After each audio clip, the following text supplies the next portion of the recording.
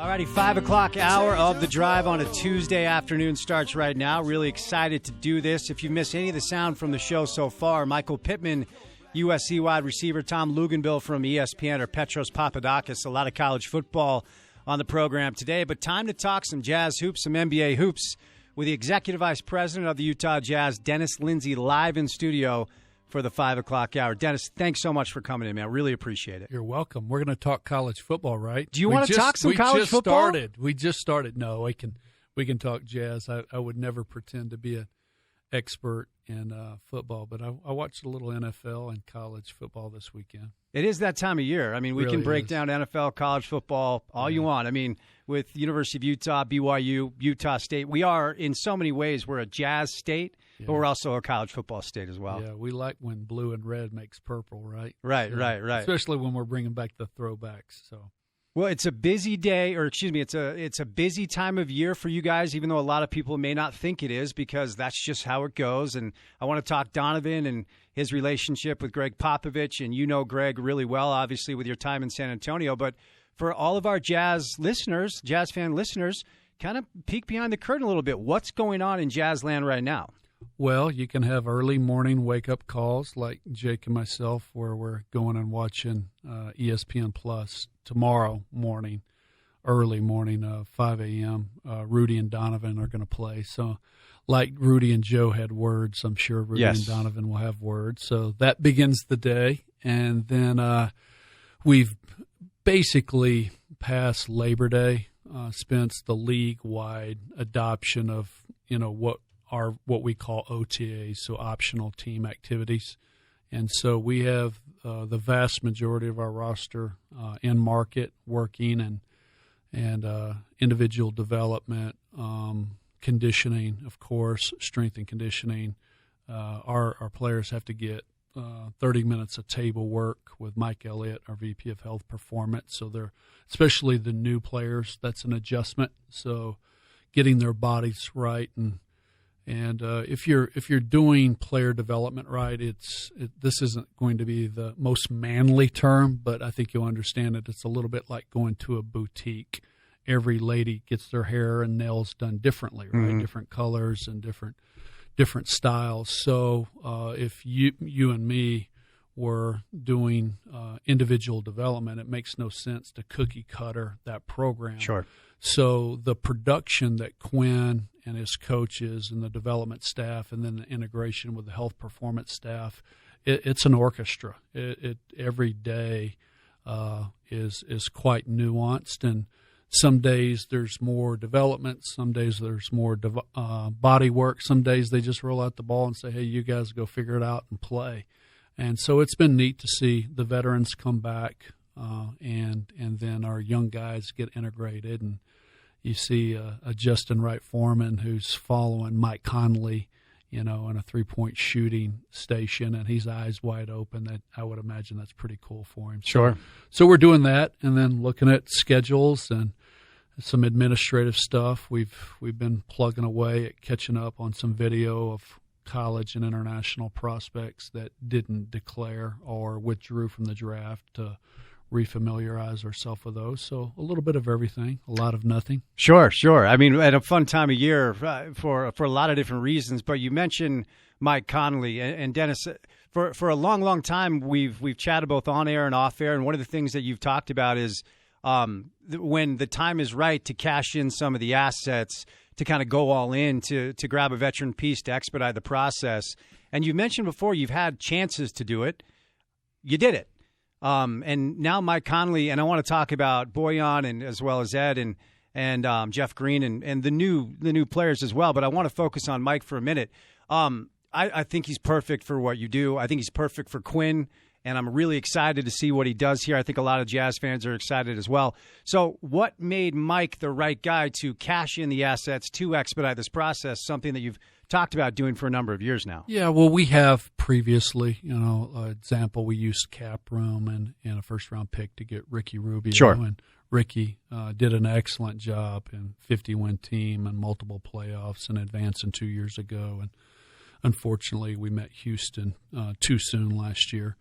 So, we have had our versions of using assets or cap room to get players. And Mike is someone, we've said this a few years, that we've really started the conversation as we started to come out of the rebuild halfway through Quinn's first year, that you just have running conversations with every team around the league, and those common things for us with Memphis, 5 years ago is, hey, if you guys ever decide to rebuild, we'll give you a good deal for Mike. We value who he is as a person and the playing accolades and what he's accomplished and style of play and potential fit with Rudy and Joe and Donovan as some of our holdovers is quite obvious. So, and then I think Quinn said it wisely, the more you get to know Mike,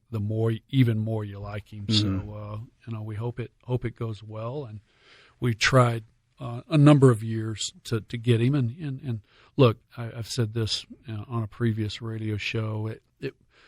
Memphis trading him would have been akin to the Jazz trading John Stockton at 31. That's just emotionally tough because he's a great person and a great player and a great fit and was always a teammate, never tried to force himself out when things didn't go the Grizzlies' way, injuries and things that happen. And so it's all the reasons why we wanted him. So you've had your eye on Mike for the better part of 4 or 5 years now. Yeah. Interesting. So Quinn actually pointed out I hadn't thought about it. He said this 6 or 7.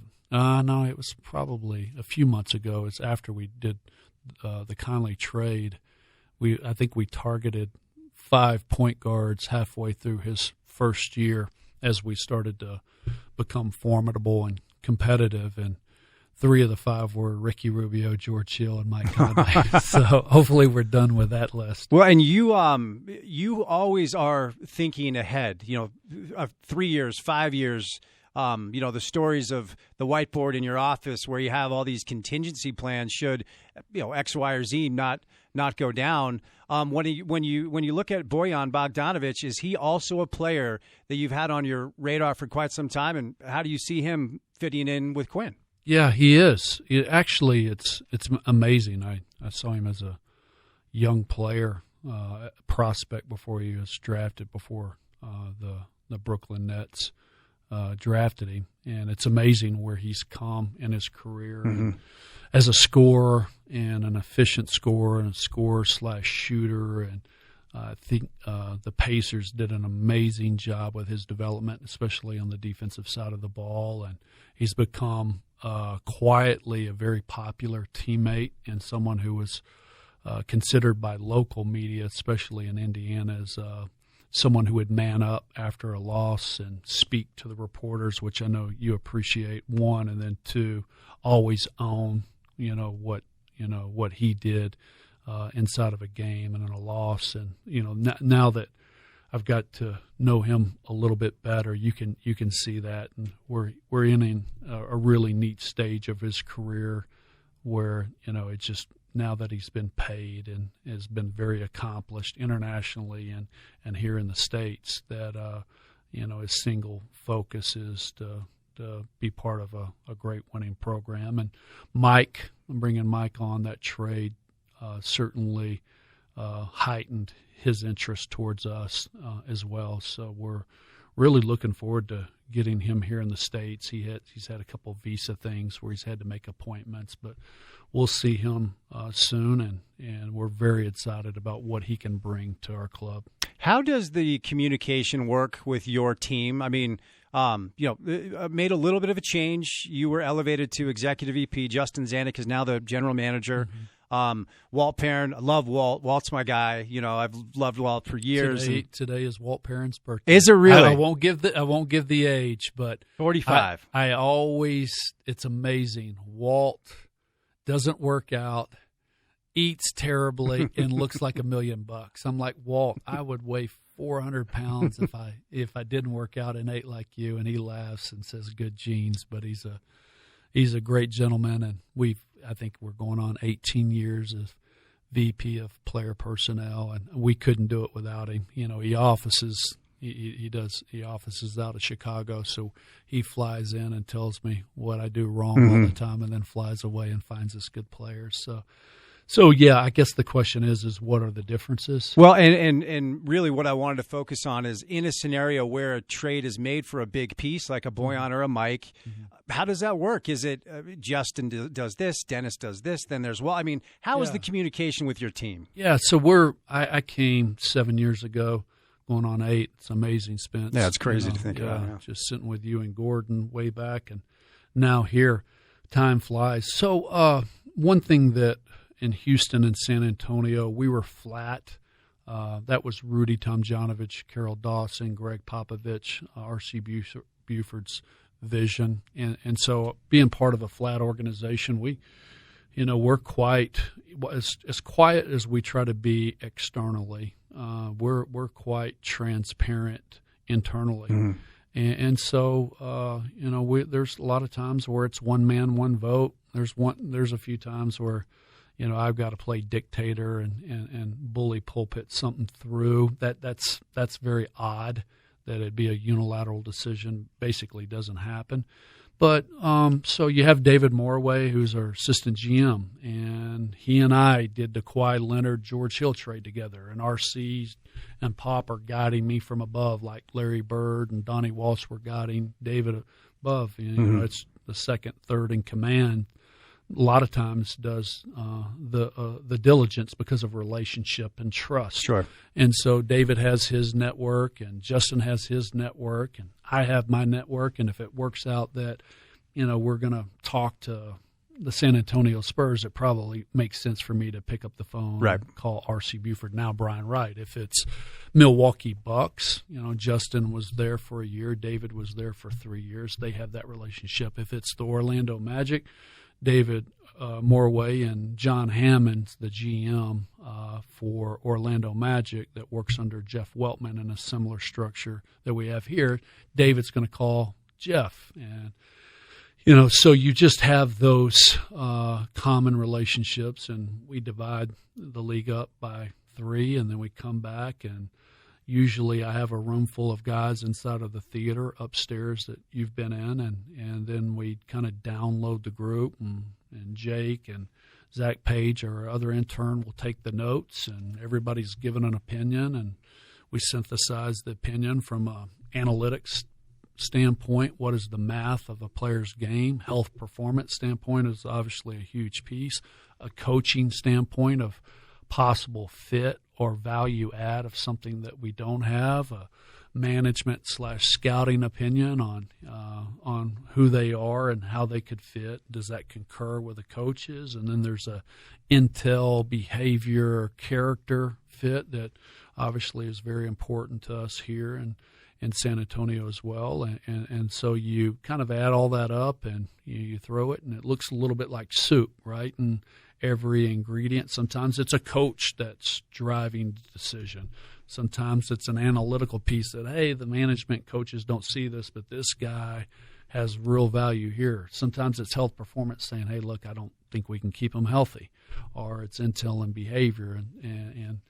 And someone would, if they've had a past, not that we are so Pollyanna we wouldn't bring someone in, we don't want to be sanctimonious, but we might mitigate it with a short-term contract. So there's a little bit of science mixed in with a lot of art. Sure. Does that answer the question? Absolutely. Just to follow up real quick, because I know it's different for not just every organization, but every coach as well. Some coaches don't want to be involved. And we had Quinn Snyder in studio for an entire hour a couple of weeks ago, and he went on and on about, I don't know if it was the way I framed the question, but I kind of said something along the lines of, Dennis and Justin and Dave, David, what they did this offseason, they gave you a lot of toys. And he said, they've been doing it for a long time. Dennis and Justin, basically saying how much he trusts you to give him the players.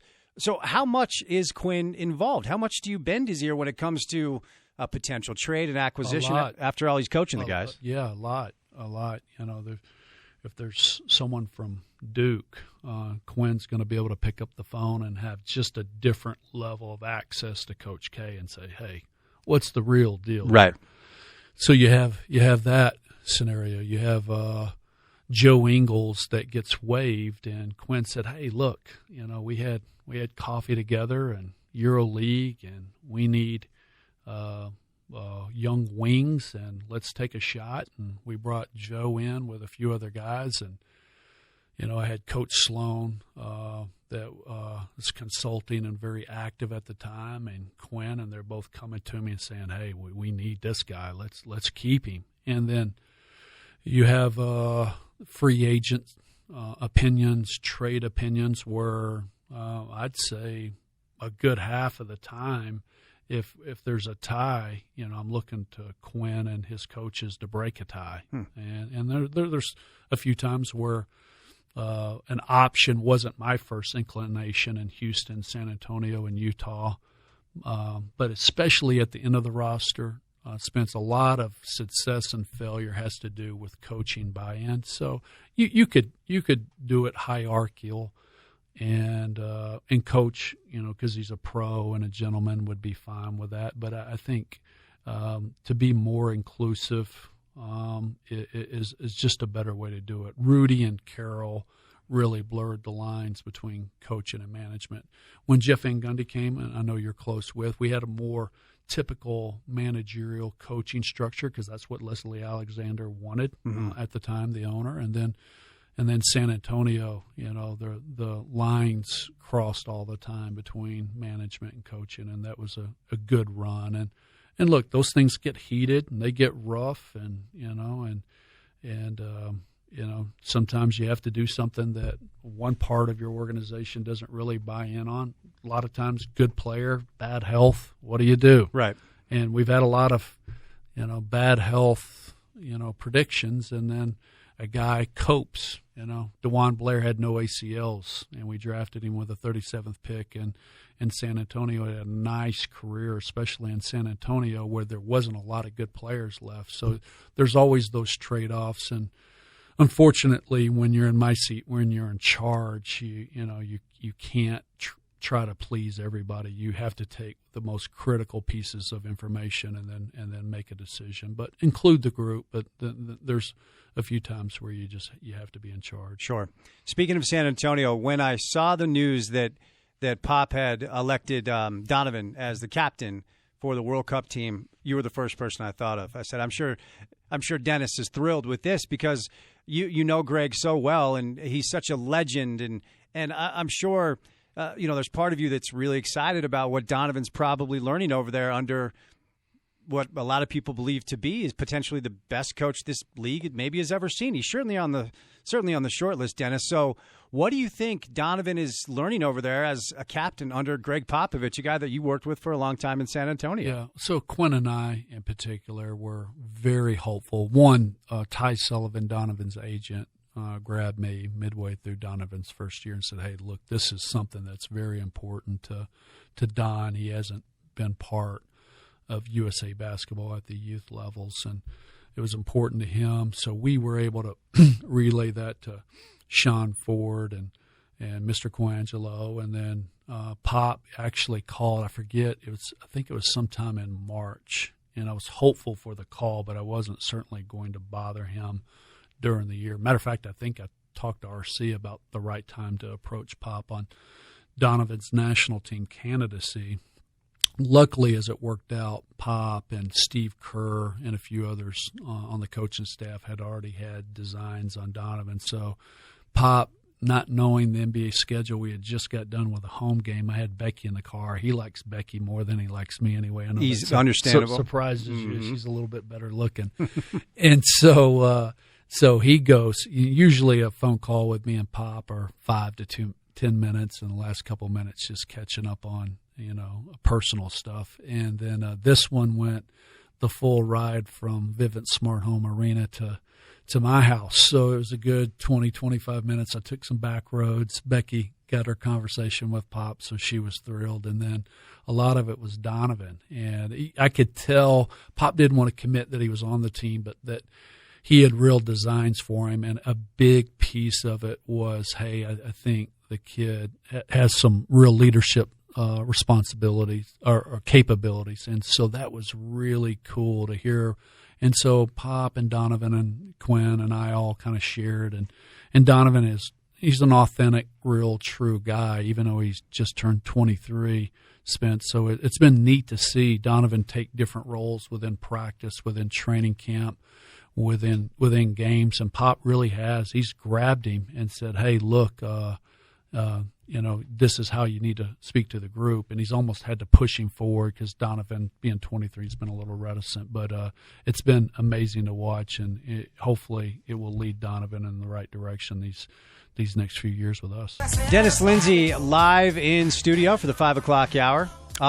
Muscle memory, Dennis wants to say general manager. I know that's not the case. Executive Vice President of Basketball Operations, as Jay-Z, Justin Zanuck, is now the general manager.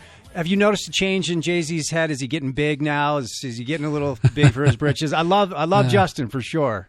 Justin's great. Yeah, he is. I'm happy for him that he was performing, at a GM level. Yeah. So a lot of this was just recognizing things that he was already doing, because I'd mentioned that we're flat, and a few things that I wanted to do professionally, get back to personally, things that I've been omitting, and so yeah, it's interesting. I get a lot of questions, the title, the job, and luckily I work with a great ownership group in the Miller family, and Steve Starks was the team president at the time, now CEO of our parent company, LHM Group, and so they got it. Yeah. They got exactly where I was at as a middle-aged man, and I wanted to get closer to basketball. A lot of times, Spence, when you move into upper management, you get further and further away from basketball. And really, at the end of the day, that's my core competency, my experience as a player,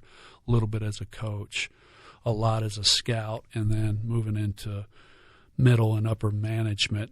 And so I'm hopeful that this will allow me to train future generations of Jazz leadership, one, and then two, get back on the scouting trail, because you're only as good as your players. Sure. And how do you do, because when we had Quinn in, we talked a lot about his lack of work-life balance, and it was him who kind of brought it up and said he used to have hobbies, kind of forgot what they were, and that's kind of a goal of his, to kind of get back to it a little bit. And I know what it's like having a father who's in a position similar to yours, and you have your son, Jake, here, and I know family is super important to you with your wife and children. How do you do with the work-life balance? So a little bit like Quinn, I gave up hobbies and going out and having a beer, with the buddies. I had some family members like, where have you been the last 20 years? And I'm like, raising a family, being a husband, and trying to understand the competitive basketball and what that means. And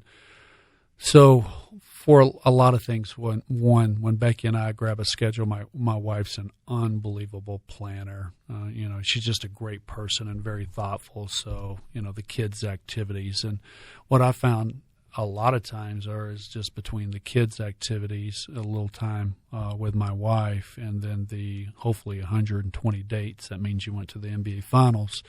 That you're really looking to take things, add scouting into that as well, Spence. You're really looking to take things off of your schedule. You were just, the average NBA person is so scheduled, in particular the players. Mm-hmm. So when you get some downtime, you become very protective of that downtime. And so, yeah, I probably made a mistake. I was actually telling Jake this the other day. We were football, baseball, basketball family, especially Houston, Texas. And, looking back on it, would I have been a better dad and had better vision if we had some kind of lifetime activity like golf or tennis that, doesn't quite beat up your body like, in particular football and basketball. So, looking at those secondary sports. And so we talk about that. Eventually he and his fiance will have kids, and our other kids will have kids, and then we'll be grandparents, and all we'll have is the dogs in the house. So, but yeah, that work-life balance, frankly, it's tough. You just get so upside down that when you're at home, I'm like, Becky, I don't want to go to a restaurant. I don't want to go on a date. I just want to be with you at the house. I'm a little bit of a homebody as well.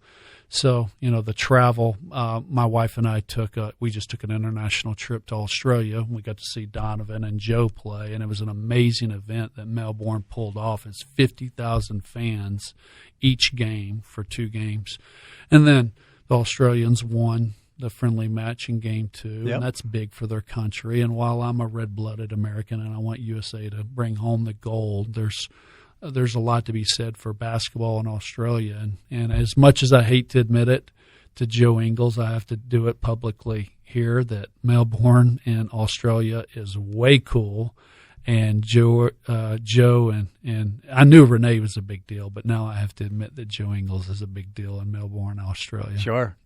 Sure, and that leads me to my next question, because it's not just Donovan. Rudy's playing for France, Joe with Australia, and it's interesting watching all of them with their country, because it's just different. You can tell how much it means to Joe.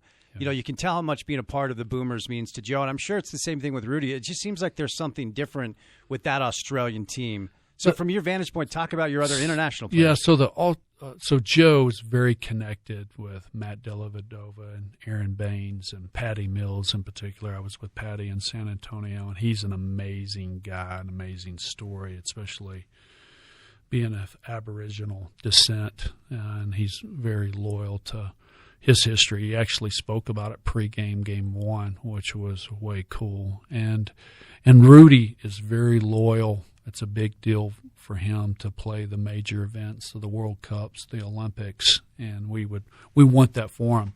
And then, as I mentioned earlier, Donovan never really participated. They have young men's USA basketball teams and trials, right. U16s, U18s, U20s. He wasn't even invited to the trials because, the level of prospect that Donovan was perceived at the time. So, it didn't take Ty Sullivan long to say, hey, can you call Pop and put a good word in for Donovan? I said, yes, definitely, because 1, I believed in him and his candidacy, but 2, the kid's showing real leadership ability. And the one thing I told Pop as an example, Spence, whether he's your lead guy that scores the most points or he's your 12th guy waving the towel at the end of the bench, he's always going to privately and publicly say and do the right thing. Yeah. So it's easy to vouch for someone like that. So, it was amazing to see Manu Ginobili and Tony Parker be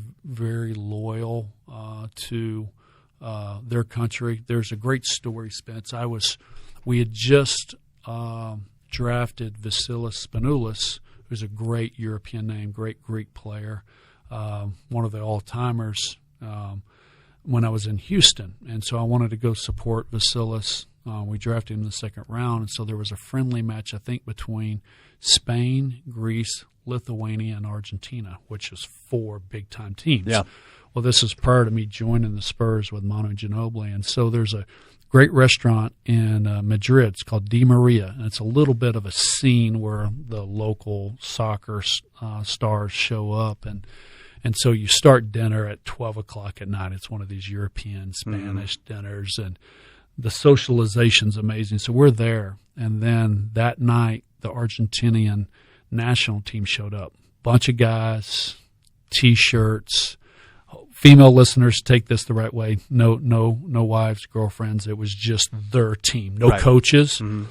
And they were hugging and laughing and singing and crying. And I'm sitting there watching this. Every so often, an Argentina player would come by our table because there were other NBA people and say hello and be friendly as they made their way to the men's room. And they got back to the table, and I'm sat there and I said, guys, look, they have great players, and Team USA will have the best players, but that team, Team USA's in trouble. And that was the friendlies that led to, a change in USA basketball and their mission. That Argentinian team deserved the gold, and Manu led them. And Manu was always humble about, hey, look, we might not be as good as Team USA. We just need to be better in one game in a FIBA format.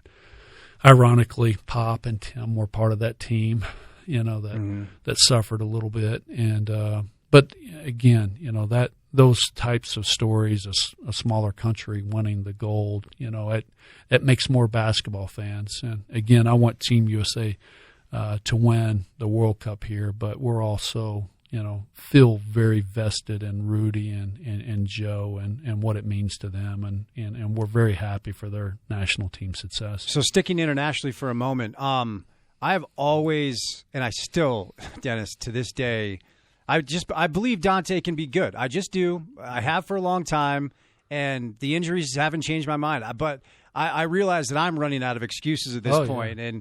And I know there are a lot of people, and I believe, including yourself, that still have a lot of belief in Dante. I know Quinn does. Yeah. He told me 2 weeks ago he still does. So I think his health this year and production could be the difference between a lot of different things, Dennis. That's just my seat. So what's a realistic expectations for Jazz fans for Donovan, Dante? Dante, yeah. So, obviously he played national team, and that started the injury with his ACL. And we there's no question about it. We've had setbacks. And, look, there's been a lot of things misreported. It'd be a good scoop for you here, and I'm sure you'll talk about this and retweet it. But Dante, as an example, was neither asked for nor offered in the Memphis trade. And so there's this narrative out there that, hey, we held Dante out and it somehow held up the deal. And you giggle, and it's not like I'm going to spend a lot of time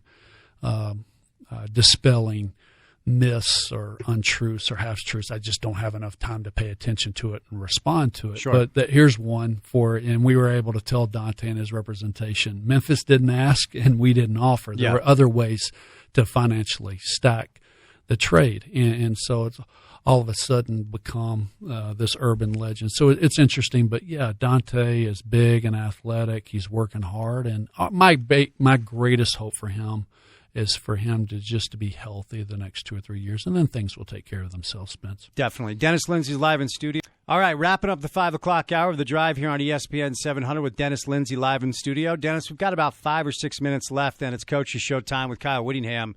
One of the cool moments with Quinn, and there was a lot. I mean, he's such a fascinating guy, as you know. Like, his intensity is such where after the hour was over, I kind of, I had to take a few deep breaths. It was a lot of fun.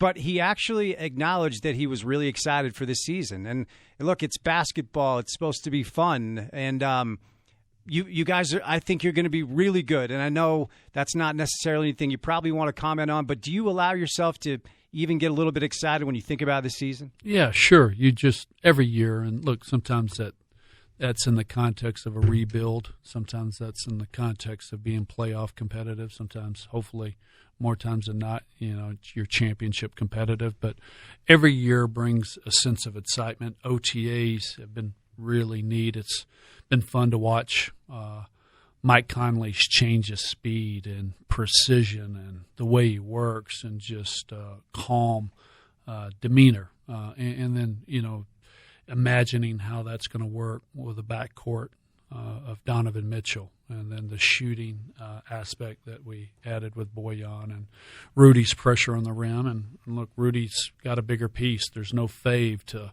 clean up against the backups. So, we were able to replace some of that production with Ed Davis, who's been our facility and who's in amazing shape. And just what you spoke to, Coach, there's no one more vested, and it's exactly what you're going to say. You spend an hour with him talking hoops, and you're going to need to decompress because he is so intense and so into his job. And so Coach and his staff, it just goes without saying that they'll come up with some pretty cool actions for each of our guys that we have to feed and on the court, and it's up to our players to really come together. And we're not going to run from expectations. As you know, Spence, I'm never going to set a win total. Right. We've been good for a number of years now, and we expect to do our best. And we want to compete at the highest level. The goal is to be the last team standing, and we'll see where this mix means. And certainly, there's a few teams, us included, that we've saw that Golden State has lost some talent And you saw how Toronto was fortuitous in their run, that they hit a Golden State team that was injured. And so if you benchmark yourself being in the Final Four, and then good things have to go your way, whether it be a call or a win on the road or avoiding injury, and so you see a Toronto who did an amazing job of managing Kawhi. Nick Nurse deserves all the kudos and accolades in the world. He did an amazing job. If you think about it, he was down in 3 series, down 0-1 in Orlando. He was down in the conference finals versus Milwaukee 0-2, and came out and said, hey, I think we can win this series. He showed belief.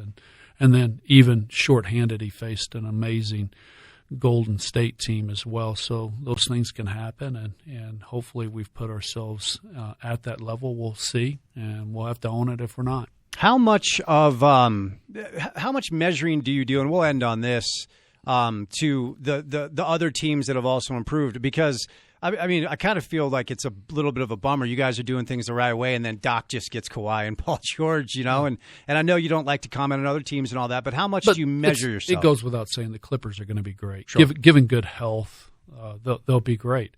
And how we've always benchmarked ourselves is we take away per game averages and actual win totals and look more at point differentials and per 100s. And then if you start moving into the area where you're north of 4.5 point differential, Spence, then you're moving into contender status. Yes. The math would say we were there the last 3 years. We just faced an all-time team in Golden State, and then a great team in Houston that would be a contender and probably a title holder if they didn't face Golden State. Right. So sometimes, you can't tell me that John and Carl aren't champions. They're career champions, and they're Olympic champions. And Jerry Sloan won a national collegiate title as well. Those men are champions. They just ran into an all-time team in Michael Jordan, and sometimes you just have to